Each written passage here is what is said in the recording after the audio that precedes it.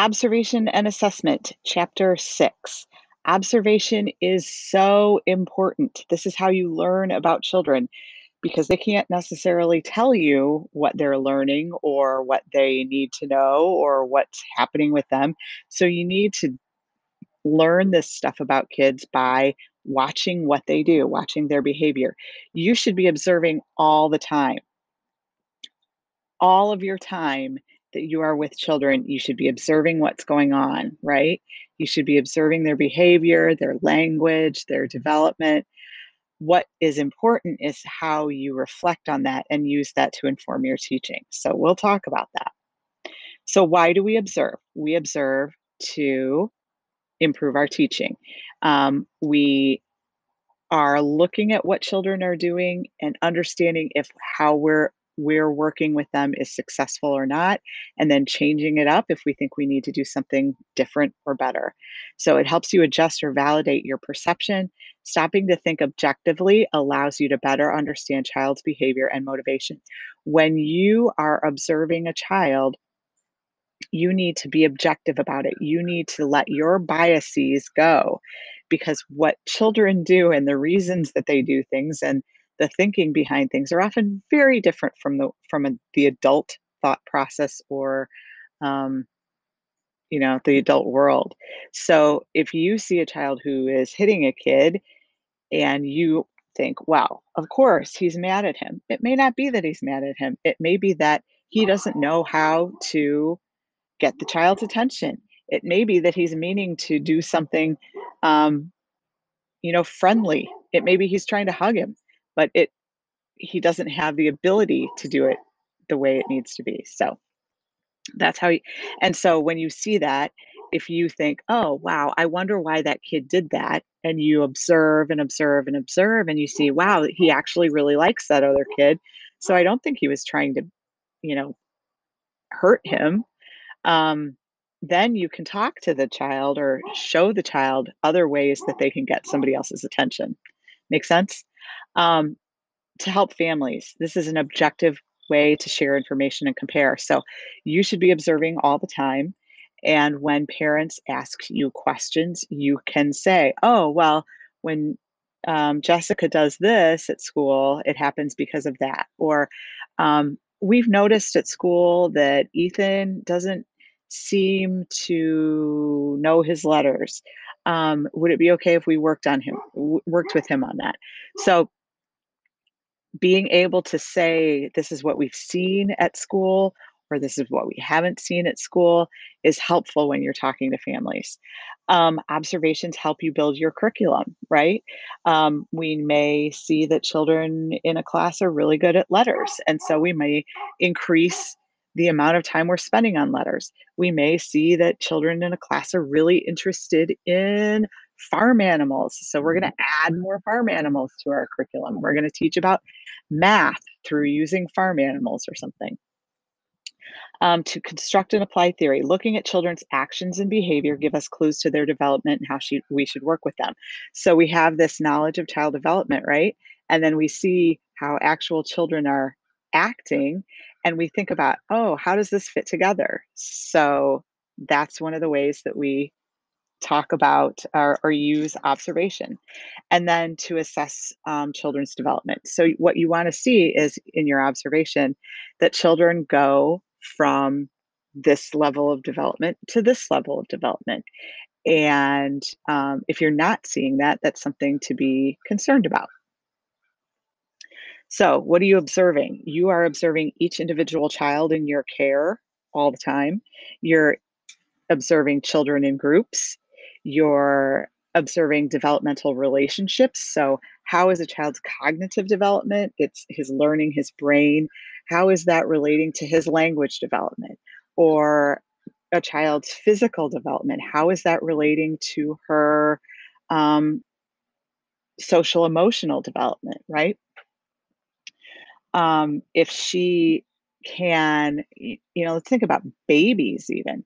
Babies start to develop social emotional skills when they can crawl around and they notice that other little people are there.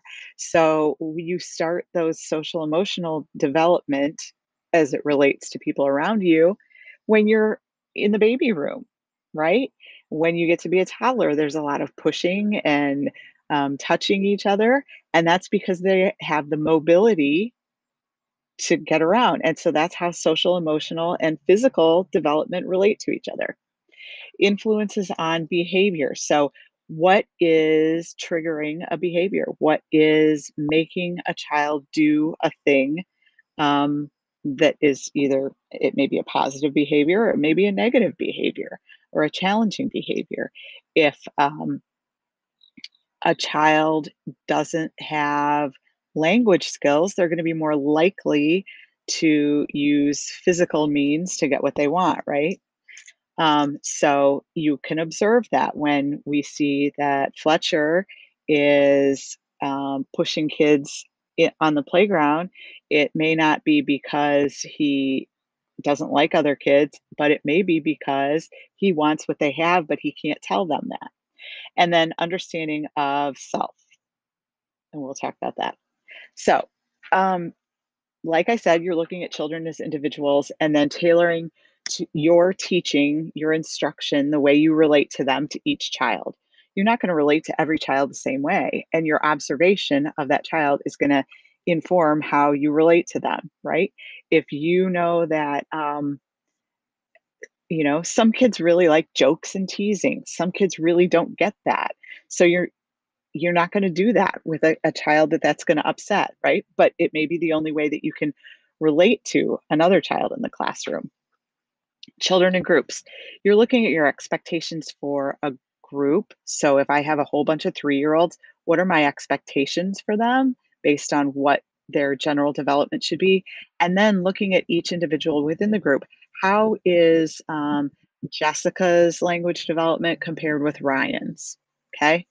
And then developmental relationships. We talked about this. How does development fit together? So, is the physical development is your physical development growing? Is your language development increasing? How are they related to each other? Is one more than the other? Are all of them at a standstill? That might be an area of concern.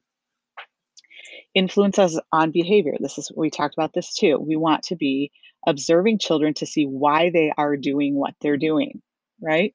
Sometimes we have people who like to run in the classroom. Why do they like to do that?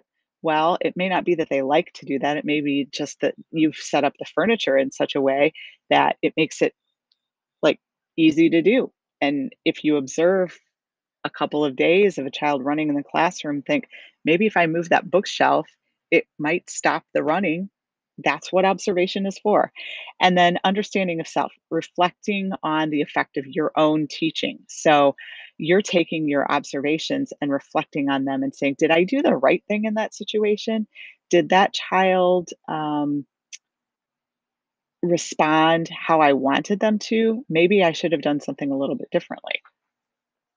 So, taking observations, making observations all the time is wonderful, but then you need to record them and document what you're seeing. There are a variety of ways to do this, and some of the ones that are covered in your text are narratives, and that's just keeping sort of a diary of what a child is doing or what happened in your classroom that day. Time sampling, looking at a specific time period during the day. Maybe today we're going to look at snack time and talk about everything that happened. um, Event sampling. This is specific things. Today, Macy had a meltdown before group time. And why was that? How writing down all of the things that you need to know about that. And then modified child study technique. This is looking at a bunch of different ways of documenting for one child, checklists, rating scales, etc., so that you can really look at the whole scope of a child's development. How do you observe effectively? Um, you need to be observing all the time. So, and you need to be observing all your children all the time. So, how can you do that? You got a class of 10, 15 kids. How are you going to do this? Well, you can make yourself a list and each week make sure that you are going to, Mondays are Macy, Eric, and Julia. Tuesdays are Tyrone and um, Tasha and Austin. Maybe that's how you do it. Maybe you set out at the beginning of the week with just a checklist and you mark off kids as you observe them. You need to set up some sort of structure so that you remember how to do it. Okay. How? What's the most effective or convenient way for you to observe? Is it taking videos? Be careful with that. You want to make sure that you're not keeping videos of kids on your phone. And you want to make sure that parents know that this is happening. Video is a really effective way to observe, but you have to worry about the privacy concerns. Checklists, notes, keep a stack of index cards in your pocket and just jot things down as they happen. When work with your co-teacher if you have a co-teacher and say, the first half of the morning, I'm going to be doing observations and you're in charge. The second half of the morning or the second half of the day, you're going to do observations and I'm going to be in charge. Or, figure out a way so that it makes sense and that you're also covering everybody all the time. Assessment is taking targeted observations with specific um, results sort of in mind. So, an assessment determines the importance, disposition, or state of someone or something. So we're looking at specific things. An assessment can occur in a variety of settings over time, drawing on many sources of information, and it should. You should not base any sort of action or recommendation to a family or anything on one assessment that happened one time when a child, you don't know what kind of mood they were in. You don't know, if they were sick, so you need to make sure that if you are doing an assessment on, let's say, a child's language development, that you have um, numerous instances that you're drawing on. You're focusing on essential skills and dispositions valued by the program families and communities. So you're looking at development, right? You're looking at development in all the areas. You're looking at behavior. You're looking at how the child relates to other people and how the child is doing in school. There are teacher designed tools and methods that demonstrate the child in action and in a familiar setting. This is much better than sitting a 3-year-old down and trying to have them do some sort of test. So, what you want to do is if you are looking at a child's language development, you want to sit down and have a conversation with them and then take some notes on it, right? Assessments are to establish a baseline, to monitor a child's growth, to have a systematic plan for intervention and guidance, to plan a curriculum, to provide families with updates on their children, and provide information for um, administrative decisions, right? So, an assessment, what you should really be doing is doing your observations of children and then referring them to other professionals for assessments, sending them to their pediatrician if you think it's a physical thing, or um, having them assessed for early intervention if it's a developmental thing. So we as preschool teachers should be observing and looking and reflecting and thinking, but doing assessments isn't really our um, assessments, but not diagnoses, right? So we can do an assessment and we can say, this is what we saw, but we're not there to diagnose a child with ADD or to diagnose a child with a language delay. We're there to see what's going on, make the assessment, and then pass them on to another professional. Okay. What are some concerns about child assessments? Unfair comparisons, right? We should be concerned that we're comparing a child with another child, and we don't know, is this child, really high on the developmental scale and this one is down here? We need to be comparing to um, an ideal, um, which has its concerns as well. Um, Another concern about assessments is bias. Are we only looking at development and behaviors that fit within certain communities, right?